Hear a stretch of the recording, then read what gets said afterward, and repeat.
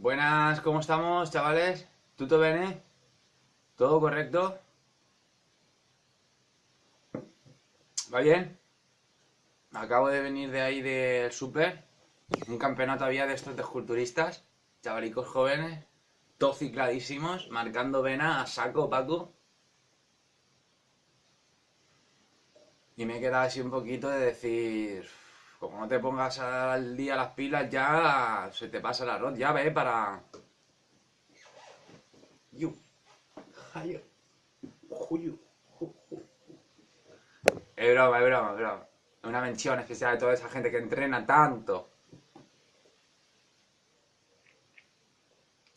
A ver, empezamos ya. Vamos a empezar a hacer un poquito de magia con el sistema bibliotecario que tenemos. Porque si no, la cosa no va a estar muy para allá, ¿eh? Ponemos a buscar. Quito alguna partidichi. Que nos limite un poco el tiempo de lectura. Y a ver qué sale, ¿no? A ver. Oigo, 20 minutos tengo de penalización. Casi nada. Tenemos a Hegel aquí, de primeras. El otro día es que quería leer algo de Hegel, leí, pero no sé si no lo grabé o no saltó. Unas notas que tenía yo. A ver, Hegel, pero esto es Hegel, pero de los libros estos de... que me los empecé a coleccionar, no, por cierto, me quedan bastantes aún que ir a recoger. Grandes pensadores de la historia. La historia es un proceso cuyo fin es la libertad. Grande Hegel. Bueno, estamos todos aquí reunidos y vamos a probar, a ver, por aquí, a ver, vosotros me decís, a ver, escucho, ahí he escuchado ya, con el triángulo de las Bermudas.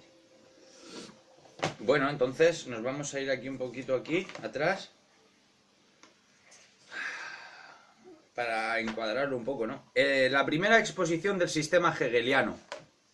La primera exposición que hubo del sistema hegeliano, ¿no? Vamos con ello, ¿no? Eguipito, abróchense los cinturones. Según Dalmacio, a Hegel hay que interpretarlo como un teólogo, lo primero. Entonces ya, de ahí ya luego salen bien las cosas. La enciclopedia es un compendio y por ello algunos pasajes resultarían crípticos dada su densidad conceptual, si no fuera porque tenemos también las notas tomadas por los alumnos y podemos relacionarnos con los cursos de Hegel. Dio en esos años y lo que impartió posteriormente en Berlín. Exceptuando la lógica y la filosofía del derecho, una gran parte de la materia de sus cursos no fue publicada por el propio Hegel. El resto de sus obras son en su mayoría notas de sus alumnos de las clases dictadas en Berlín. La enciclopedia pretendía ser un conjunto jerarquizado y razonado de todos los saberes, discursos y experiencias colectivas. Lo primero que cambia con relación a la fenomenología es el orden de la exposición. La nueva división consta de tres partes: lógica, filosofía de la naturaleza y filosofía del espíritu. Y no se inicia, como en la fenomenología, con la elevación de la conciencia hasta el punto de vista del espíritu, sino que parte de una presentación formal, la lógica de los movimientos, que desarrolla el concepto desde la mera afirmación vacía de contenido hasta el máximo despliegue de toda la red de conceptos, que implica un sistema lógico. Pero no debe entenderse esta lógica como meramente formal, sino como una descripción de la estructura de las cosas mismas y por tanto dialéctica. Para Hegel, la forma no podía separarse del contenido más que con fines didácticos. En el primer volumen de la trilogía que forma su Ciencia de la Lógica, el dedicado al ser, escrito en 1812, ya distinguió su noción de lógica de la lógica formal anterior, la teoría del silogismo desde Aristóteles hasta Kant y Fichte. En cambio, la lógica en el sentido hegeliano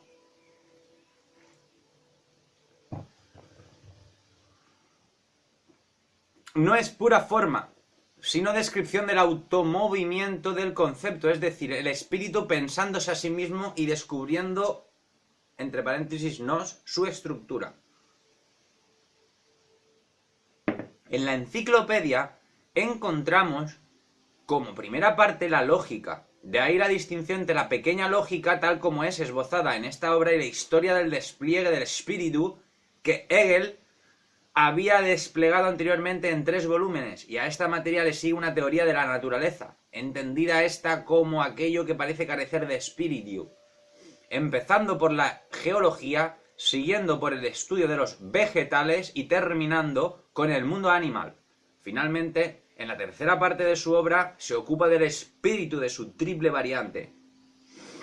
En su triple variante, subjetivo, objetivo y absoluto. Una lógica en perpetuo movimiento. La lógica es la ciencia de la idea. No, la lógica es la ciencia de la idea, pero en una primera forma, inmediata. La filosofía de la naturaleza es la ciencia de la idea en su ser otro. La naturaleza es lo otro de la idea. Y la filosofía del espíritu es la ciencia de la idea que regresa a sí misma, será. Nuevamente aparece en la enciclopedia el esquema de aquel proceso ya visto en la fenomenología, el espíritu absoluto en el que ha completado su camino, desde la salida de su inmediatez hasta el retorno a sí mismo. De ahí la comparación con la Odisea, protagonizada por Ulises. El héroe griego abandonó su casa por lealtad a los vínculos tradicionales, pero a su regreso es un hombre con ideas y experiencias nuevas, maduradas por las aventuras y los peligros que ha ocurrido a lo largo del viaje. Es otro Ulises, que no ha dejado de ser el antiguo, aunque transformado, enriquecido, que ha descubierto todas las potencialidades que guardaba en su interior.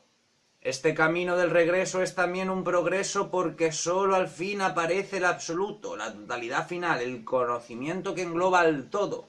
De nuevo, el camino dialéctrico parte de lo más vacío hasta lo más lleno del contenido, de lo más abstracto a lo más concreto, porque en el lenguaje hegeliano la concreción se adquiere a medida que se va llenando de contenido lo que en un principio son meras palabras. Este aspecto dinámico del pensamiento choca con la manera habitual de discurrir que plantea, por ejemplo, que los pensadores empiecen presentando sus definiciones cuando, para el pensador dialéctico, la definición de algo solo puede llegar como resultado del proceso de examen de esa cuestión que se trata de definir. La lógica examina diversas formas de pensar, de razonar, lo que Hegel denomina diversos posicionamientos del pensamiento. Son formas de pensamiento que se dan tanto en el interior de la conciencia individual como en la conciencia colectiva, en la historia. El primero, tanto en orden lógico como histórico, consiste en creer saber que tenemos un alma y que hay un Dios, una creencia básica para la vida cotidiana. Esta forma de pensamiento fue desarrollada por Aristóteles y la filosofía medieval. Mientras se limita a la creencia, la fe, esta actitud puede ser corregida o superada, pero cuando pretende tener un conocimiento cierto de la realidad, se convierte en dogmatismo, en la evolución lógica e histórica del pensamiento. Este enfoque es superado por el segundo posicionamiento que comparte el empirismo de Hume y la filosofía crítica de Kant, el punto de vista que sabe que no hay ni puede haber experiencia sensible del alma o de Dios. Pero esta postura tampoco basta para alcanzar la verdad, sino solo para criticar las representaciones insatisfactorias de ella, porque ambos, empiristas y kantianos, compartían un modo de razonar analítico basado en el entendimiento, la facultad mental que se limita a asignar las representaciones sensibles a las categorías generales de nuestra mente, formando conceptos. Frente a esta limitación, Hegel venía advirtiendo desde su escrito sobre la diferencia entre los sistemas de Fichte y Schelling,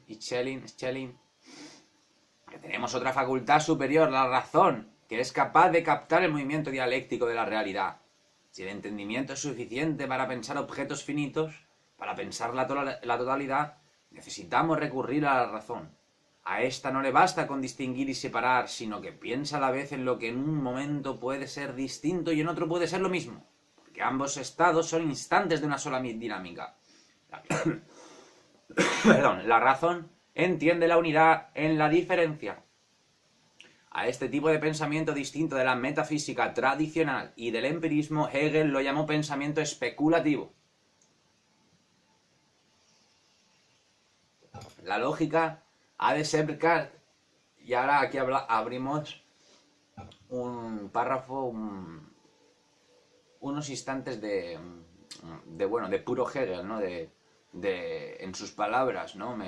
Se basa el autor ahora mismo, que sería textualmente, o como queráis llamar.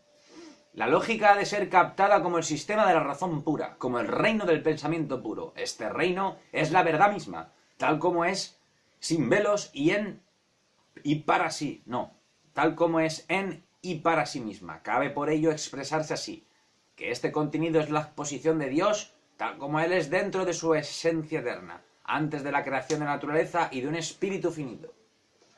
Especulativo. Una nueva división del alma.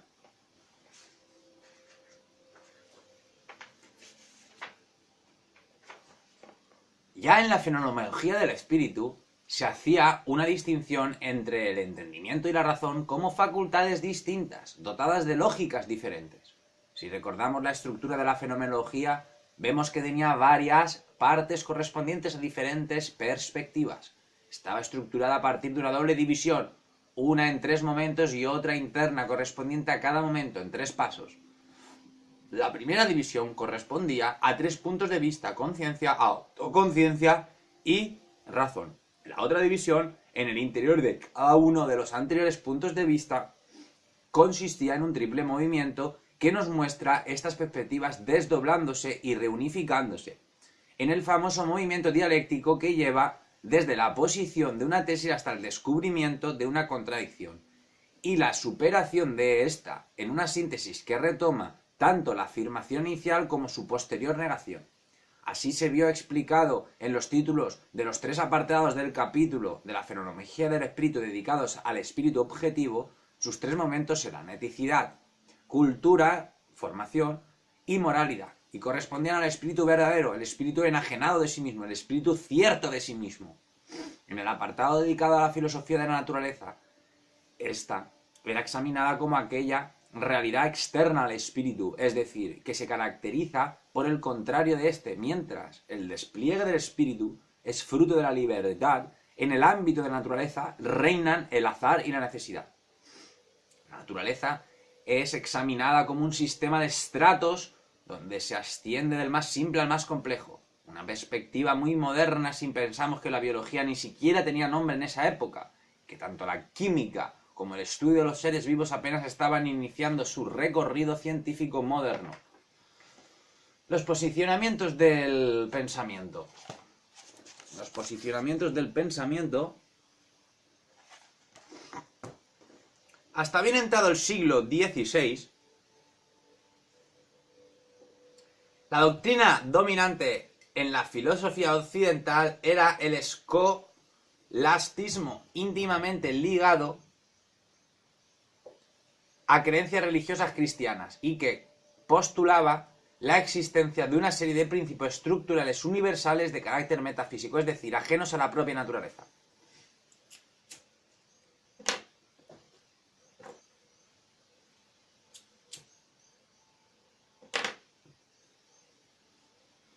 Se trataba de una filosofía dogmática que admitía verdades absolutas como la existencia de Dios.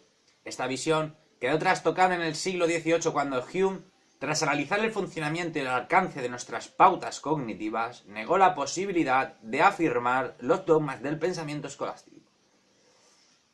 Más tarde, Kant mantuvo las reservas de Hume y negó a la metafísica el estatus de ciencia, ya que no se ocupaba de fenómenos, el objeto de nuestras percepciones, sino de noumenos, la realidad que subyace al fenómeno, sobre la que nada podemos afirmar. Hegel rebatió a Kant al afirmar que con un método de estudio adecuado, el dialéctico, la razón comprueba que toda la realidad es abarcable, si se comprende tanto su desglose en entes opuestos como su carácter dinámico que integra todos los cambios y estados.